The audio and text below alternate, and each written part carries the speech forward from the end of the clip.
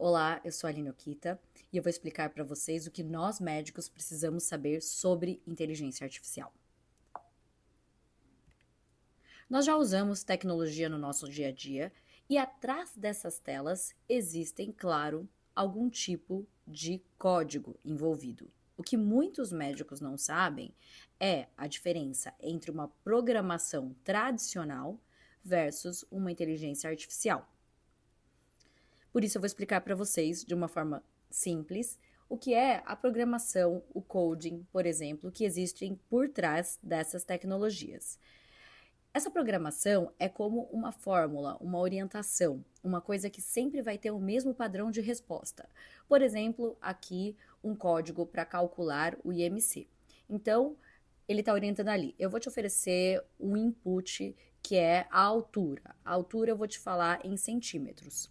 O peso eu vou te falar em quilos. Eu preciso que você transforme esse peso ali dividido por 100, que vai formar metros. Então, você vai calcular o IMC, que vai ser o peso dividido pela altura ao quadrado. E isso vai determinar um índice, que é o IMC. Se ali o if BMI for menor que 16, então é um muito baixo peso. E assim por diante, você vai dar a resposta da classificação do resultado baseado no BMI.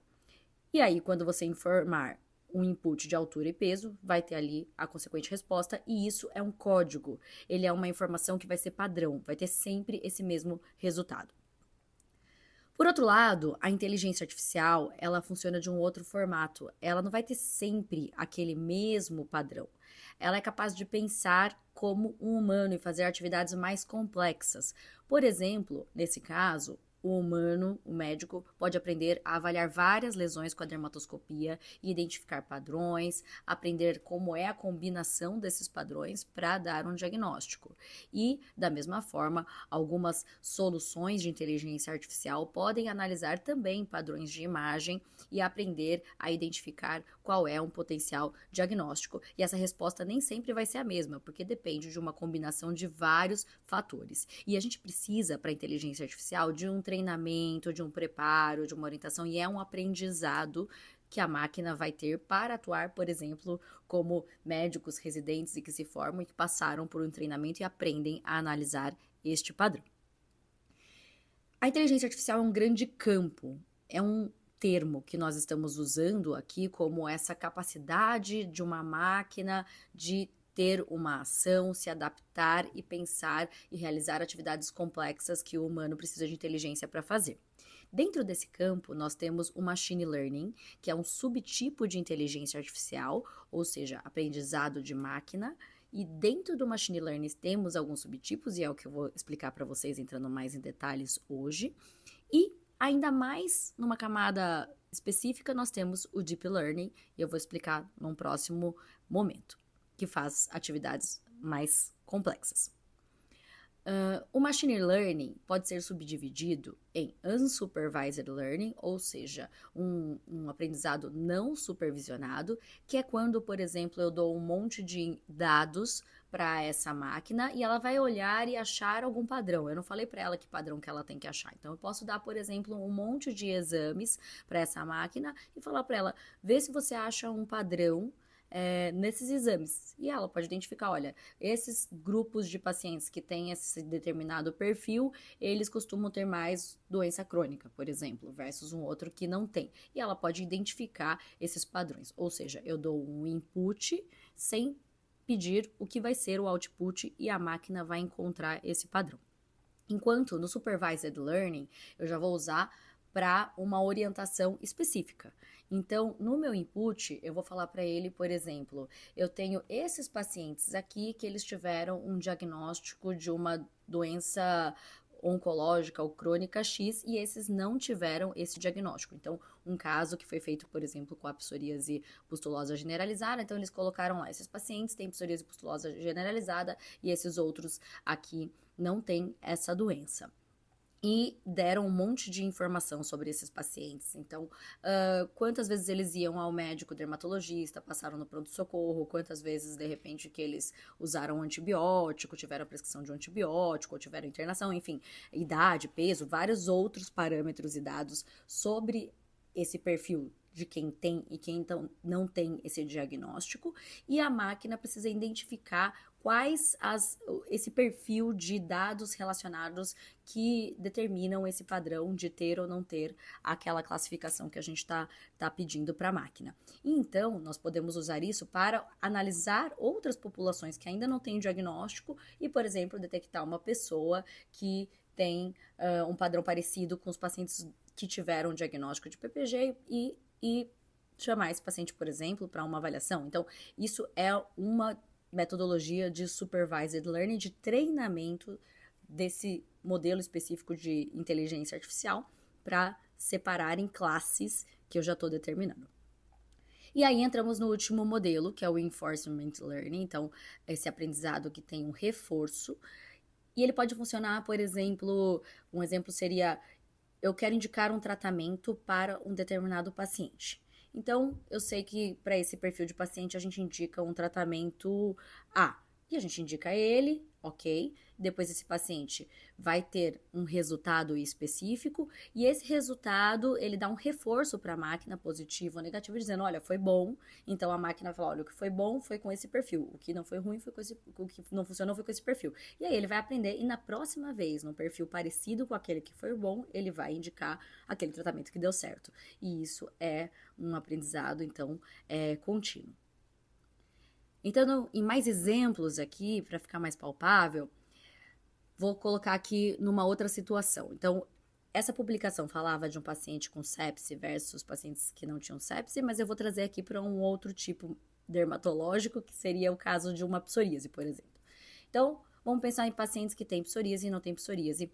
Eu posso fazer um supervised learning e falar para minha máquina, para minha inteligência artificial, quais são os pacientes de psoríase e quem são os pacientes que não têm psoríase e dar, por exemplo, imagens, alguns dados sobre esse caso, sobre os perfis do paciente, e eu treinei ali a inteligência para ela aprender quem tem, quem não tem, quem tem, quem não tem, e ela aprendeu, então toda a máquina tem que passar por uma fase de treinamento, e aí quanto mais dados, mais informações a gente trouxe ali relevantes, ele vai ficar mais acurado.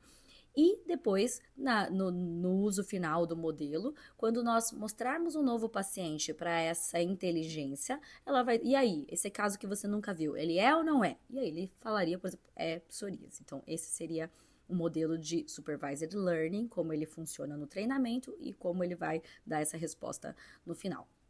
Quando a gente vai para o unsupervised learning, isso vai ser numa situação diferente, quando eu dou dados.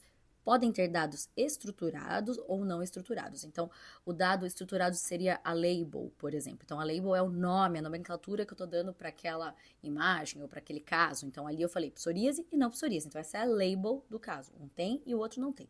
Aqui, no Unsupervised Learning, eu posso trazer dados que sejam estruturados e posso trazer dados não estruturados, como eu dei o exemplo ali de exames. Vou te dar um montão de exames e de dados correlacionados e você vai identificar aí se existe algum tipo de padrão. Então, por exemplo, aqui, se fosse um caso de psoríase, eu poderia dar um montão de casos de psoríase com dados para essa inteligência. E ele vai analisar, eu vou falar para ele, analisa aí se tem algum padrão de pacientes que tem maior ou menor evolução para artrite psoriásica, por exemplo. E ele poderia avaliar e identificar, por exemplo, que pacientes que têm obesidade ou que têm uma doença mais extensa, eles têm uma probabilidade maior de ter artrite, correlacionando mais lá com a artrite, e aí ele vai olhar. Então, que existe 2 tipos de padrões e grupos dentro desse grande grupo que eu dei para ele, que é o fenótipo 1, fenótipo 2, por exemplo. E aí, quando eu trouxer um novo paciente, vou perguntar, então, para essa inteligência, e aí, esse paciente aqui, ele é mais parecido com o do perfil 1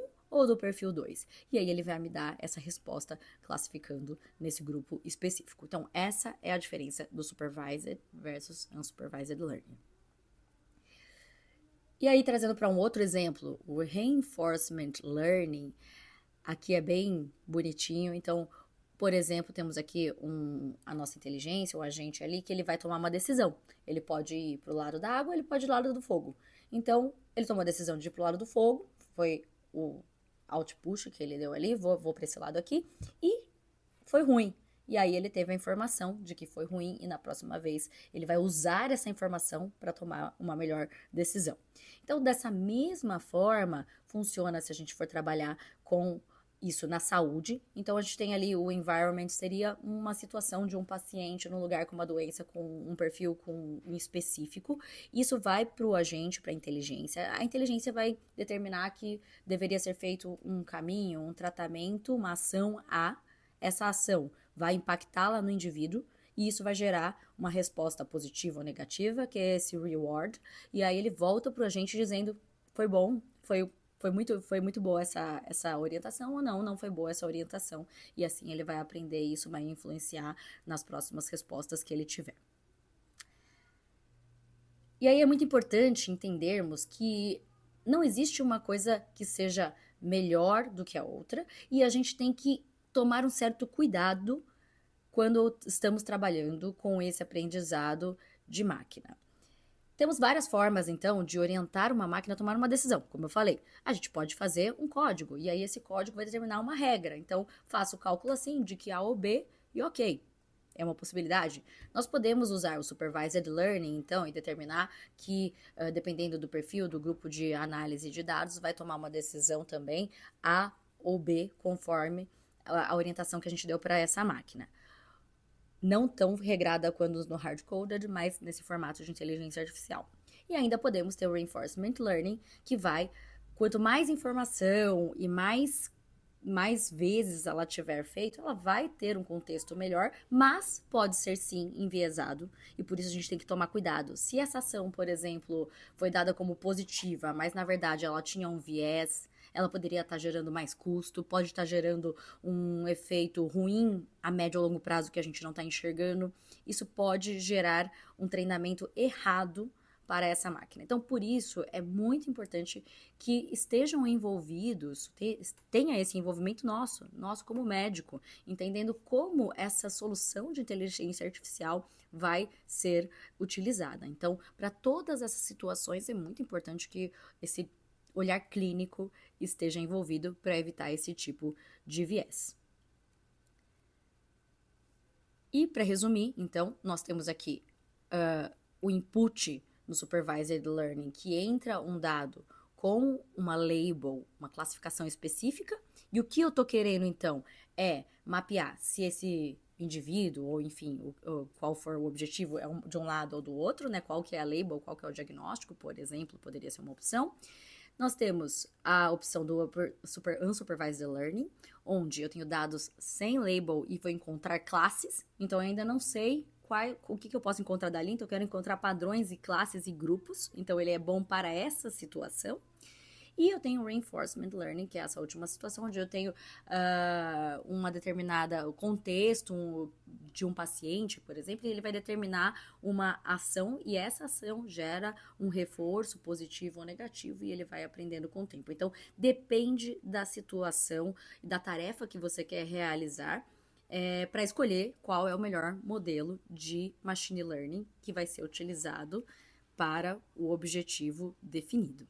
Então, não temos uma melhor, depende de cada objetivo, e é super importante a gente entender um pouco deste contexto para saber se isso está sendo desenvolvido de uma forma que vai ser ética, que vai ser segura, que vai ser boa tanto para o paciente quanto para nós médicos que podemos também nos beneficiar dessa solução.